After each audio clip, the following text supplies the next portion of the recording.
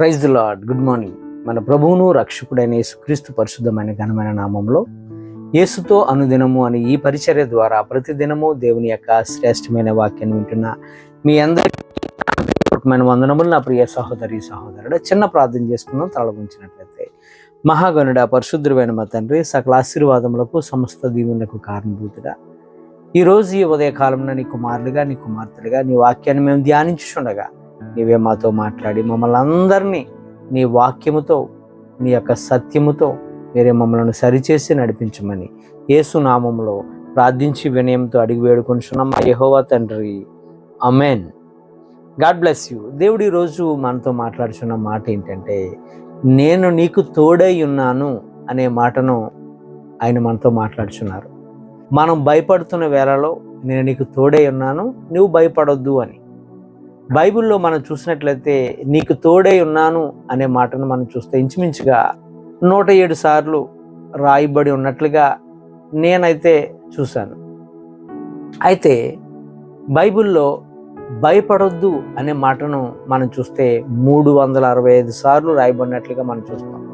ఎందుకంటే భయపడొద్దు అనే మాట ఎప్పుడైతే ఉందో దాని పక్కనే దేవుని మాట ఏముంటుందంటే నీకు తోడై ఉన్నాను అనే మాట. అంటే మనం ఇందాక అనుకున్న 107 సార్లు కాదు, 365 సార్లు కూడా భయపడుతున్న టైంలో మనం దేవుని శరణంలోకి వెళ్తే, ఆయన మీద మనం ఆధారపడితే ఖచ్చితంగా దేవుడు మనకు తోడుగా ఉంటాననే వాగ్దానం చేస్తాడు. అంటే భయపడొద్దు అనే మాట ఎన్నిసార్లు ఉందో నీకు తోడై ఉన్నాననే మాట కూడా ఇంచుమించుగా అన్నిసార్లే ఉంటుంది. ఏది ఏమైనప్పటికీ కూడా మనకి కౌంట్తో సంబంధం లేదు, కానీ దేవుడనే యెహోవా మీద మనం ఎప్పుడైతే ఆధారపడతామో నా ప్రియ సహోదరి సహోదరుడా, ఆయన శరణలోనికి మనం ఎప్పుడైతే వెళ్తామో, ఆయన శరణ జొచ్చుతామో, నీవే నా దిక్కు ప్రభు అని ఎప్పుడైతే అడుగుతామో ఆయన మనకి ఎప్పుడు తోడుగానే ఉంటాడు. అందులో ఎటువంటి డౌట్ లేదు. అబ్రహాము దినములలో మొట్టమొదటిగా కరువు వచ్చింది. ఆ తర్వాత రెండో కరువు కూడా వచ్చింది. ఎప్పుడు అంటే ఇస్సాకు టైంలో కరువు వచ్చింది. ఆ టైంలో గెరారు ప్రాంతంలో ఇస్సాకు ఉన్నాడు. అయితే ఇస్సాకు ఏమనుకున్నాడంటే ఐగుప్తుకి వెళ్ళిపోతే అక్కడ బాగుంటుంది కదని ఐగుప్తుకి వెళ్ళాలని ప్లాన్ చేసుకున్నాడు.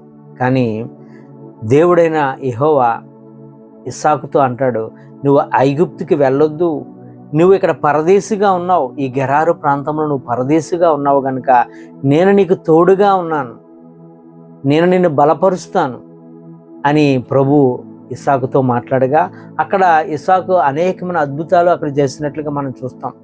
ఎందుకు అంటే అక్కడ కరువులో విత్తనం వేయగా 100 పండింది. అలాగే తన తండ్రి అయినటువంటి అబ్రహాము తవ్వించిన బావులను మరలా తవ్వించగా చక్కటి జల అక్కడ పడినట్లుగా మనం చూస్తాం. దేవుడైనటువంటి యెహోవా అబ్రహాముకి ఇచ్చినటువంటి వాగ్దానమును, నీ సంతానమును ఆకాశ నక్షత్రాలుగా నీ తండ్రికి ఇచ్చిన వాగ్దానం నెరవేరుస్తున్నాను, నేను ఆశీర్వదిస్తున్నానని ఆ మాటను కూడా ఈ ప్రాంతంలోనే ఇస్సాకు పొందుకున్నట్లుగా మనం చూస్తాం. నా ప్రియ సహోదరి సహోదరుడా, ఇవన్నీ కూడా మనకి ఆదికాండము 26వ అధ్యాయము 1వ వచనం నుంచి కూడా ఈ మాటలు మనకి కనబడుతుంటాయి. దేవుడే మనకు తోడుగా ఉంటే మనకి శత్రువుతో మనకు పనేంటి?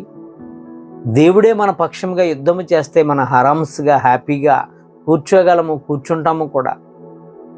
ఉదాహరణకు మోషేను దేవుడు ఎన్నుకున్నాడు. ఎందుకు అంటే ఐగుప్తులో ఇశ్రాయేలు పెడుతున్న మొర దేవుడు విని కరిగిపోయి వారి బాధను చూడలేక మోషేను పంపిస్తే, మోషే నా వల్ల కాదు ప్రభా, నేను వెళ్ళలేని ప్రభా, మాట మాంద్యం గలవాడును, నేను నా వల్ల కాదు అంటే, నేను నీకు తోడుగా ఉన్నాను, నీ నోటికి నేను తోడుగా ఉన్నాను, భయపడొద్దు, వెళ్ళు అని మోషేను దేవుడు వాడుకున్నట్లుగా మనం చూస్తాం. అలాగే మోషే తర్వాత యెహోషువను మరి దేవుడైన ప్రజలను నడిపించే నాయకుడిగా ఎన్నుకున్నాడు. మోషేకి ఎలా అయితే తోడుగా ఉన్నాడో యెహోషువకు కూడా అలాగే తోడుగా ఉన్నాడు. సౌలు విషయాన్ని మనం చూస్తే సౌలట చాలా పరాక్రమ గలవాడు, ఎత్తైనవాడు, చాలా బలమైనవాడు. అటువంటి వ్యక్తి బాలుడైన దావీదుకు జడిసేవాడటండి, భయపడేవాడట. ఎందుకు అంటే దావీదుకి దేవుడు తోడై ఉండుట చూసి చాలా భయపడేవాడట. ఈ మాట మనం 1 సమూయేలు గ్రంథము 18వ అధ్యాయము 12వ వచనంలో మనం చూడవచ్చు. అలాగే గిద్యోను మిద్యానులపై యుద్ధం చేయాలి, కానీ భయంతో ఉన్నాడు. ఆ టైంలో దేవుని యొక్క దూత గిద్యోని ఎలా బలపరిచిందో తెలుసండి. బలా పరాక్రమ గల బలాఢ్యుడా అని గిద్యోనును ఆ మాట అనగానే గిద్యోనులో కాస్త బలం పొందుకున్నాడు.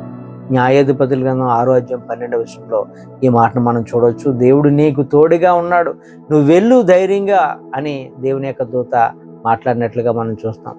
అంతేకాదు స్వయంగా యేసు ప్రభు వారు ఏమన్నారంటే కొత్త నిబంధనలో ప్రభు అన్న మాట యోహాను సువార్తలో 8:29 మాటను మనం చూడొచ్చు. నన్ను పంపిన వాడు నాకు తోడై ఉన్నాడు గనుక ఆయనకిష్టమైన కార్యములను నేను ఎల్లప్పుడూ చేతును గనుక ఆయన నన్ను ఎప్పుడు కూడా ఒంటరిగా విడిచిపెట్టలేదని. నాకు తోడుగా ఉన్నాడు నా తండ్రి. నేను ఒంటరివాణ్ణి కాదు, నేను ఎక్కడున్నప్పుడు కూడా నేను ఒంటరిగా లేను అని ప్రభు మాట్లాడుచున్నాడు. నాకు తోడుగా తండ్రి ఉన్నాడని. ఈ మాటలు వింటున్న నా ప్రియ సహోదరి సహోదరుడా, మనము దేవుని మీద ఎప్పుడైతే ఆధారపడతామో, ఆయన శరణను మనం ఎప్పుడైతే కోరుకుంటామో, దేవుని నుండి మన చింత యావత్తు దేవుని మీద ఎప్పుడైతే వేస్తామో, యుద్ధము యెహోవాది, మన పక్షముగా యుద్ధము దేవుడు చేస్తాడు. ప్రతి కార్యాన్ని సఫలీకృతము జరుగుతాయి. నా జీవితంలో జరిగినటువంటి విషయంలో మనం చూస్తే 2009 ఆయా సమయంలో ఆయా సంవత్సరాల్లో నేను చాలా శోధనలో ఉన్నాను, చాలా కష్టాల్లో ఉన్నాను, చాలా ఇబ్బందుల్లో ఉన్నాను, దిక్కు తోచని స్థితిలో ఉన్నాను, ఒంటరిగా ఉన్నాను, ఎవరు లేనివానిగా ఉన్నాను. అటువంటి టైంలో నేను చాలా కృంగిదలతో ఉన్నప్పుడు దేవుడు ఆయన వాక్యముతో నాతో మాట్లాడారు. నేను ఆ శోధన, ఆ కష్టము, ఆ బాధ, ఆ టైంలో నేను హౌస్ అరెస్ట్ అయినప్పుడు దేవుని యొక్క మాట ద్వారా నేను రక్షింపబడ్డాను, పోషింపబడ్డాను, నేను చాలా బలం పొందుకున్నాను. ఏంటి ఆ మాట అంటే యెషయా గ్రంథము 41:10 నుండి 13 వరకు నేను అలా చదువుకుంటూ రాగా నేను కన్నీటితో ప్రార్థన చేసుకుంటున్నాను. నాకు మనుషులు ఎవరు కూడా సహాయం లేరు, ఇప్పుడు లేరు, అప్పుడు లేరు, ఎప్పుడూ లేరు. ఆ టైంలో నేను దేవుని మీద ఎప్పుడూ ఆధారపడుతూ ఉంటాను. ఆ టైంలో దేవుడు నాతో మాట్లాడి నన్ను బలపరిచారండి. ఎలా మాట్లాడారంటే యెషయా గ్రంథము 41:10 నుంచి మనం చూస్తే ప్రతి మాట కూడా నా కొరకే నా దేవుడు మాట్లాడారు. నీవు నా దాసుడవు, నేను నిన్ను ఉపేక్షింపగా ఏర్పరచుకుంటుని. నువ్వు నా దాసుడువు, నేను ఏర్పరచుకున్నానయ్యా అని మాట్లాడారు. రెండవదిగా నీకు నేను తోడై ఉన్నాను అన్నాడు. అలాగే నాకు దేవుడు ప్రతి విషయంలో తోడై ఉన్నారు. భయపడవద్దు అన్నారు, దిగులు పడవద్దు అని చెప్పారు, నిన్ను బలపరుస్తాను అని చెప్పారు, నీకు సహాయకుడిగా ఉన్నాను, నిన్ను ఆదుకుంటానని చెప్పారు. అలాగే నన్ను ఆయన వాడుకుంటూనే ఉన్నాడు. స్టిల్ ఈ రోజు వరకు కూడా నేను ఏదైతే నా ప్రభువుని అడుగుతానో నేను ఖచ్చితంగా దాన్ని పొందుకుంటాను, అందులో ఎటువంటి డౌట్ లేదు. ఆయన నాకు బహు దగ్గరగా ఉంటాడు. నేను అడిగే ప్రతి దాన్ని కూడా నా దేవుడు నాకు అనుగ్రహిస్తూ ఉంటాడు. ఎందుకు అంటే నా చింత యావత్తు కూడా ఏ మనుషులతో చెప్పుకోవడానికి మనుషులు లేరు, కానీ ఎప్పుడు కూడా నా ప్రభువుతోనే రహస్యమందున్న నా ప్రభువుతోనే నేను మాట్లాడుకుంటాను. ఆయన నా యొక్క ఆయన శరణ కోరుతాను.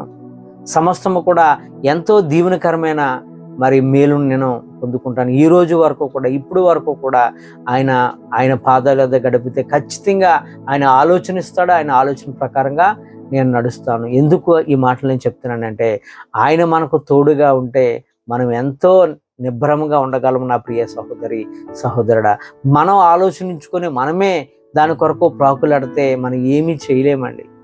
మన ఆలోచన అంతా ప్రభు పాదాల వద్ద పెడదాం.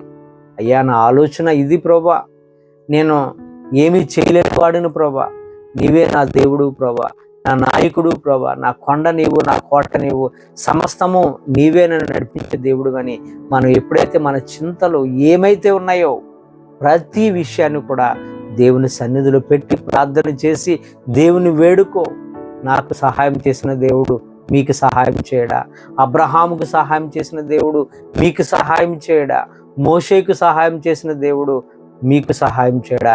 ఎలాంటి పరిశుద్ధత లేని పాపినైనా నాకే ప్రభు సహాయం చేస్తే మీకెందుకు చేయడు? నా ప్రియ సహోదరి సహోదరుడా, ఖచ్చితంగా ప్రభుని అడుగుదాం. ప్రభు యొక్క తోడును మనం కోరుకుందాం. ఆయనే మన యొక్క విమోచకుడు. ఈ కొద్ది మాటలు దేవుడు మన అందరి జీవితంలో నెరవేర్చును గాక. ఆమేన్. God bless you. దేవుడు మనలను, మన కుటుంబాలను కరుణించి కాపాడాను, తోడుచ్చి మనల్ని నడిపించును గాక. ఆమేన్.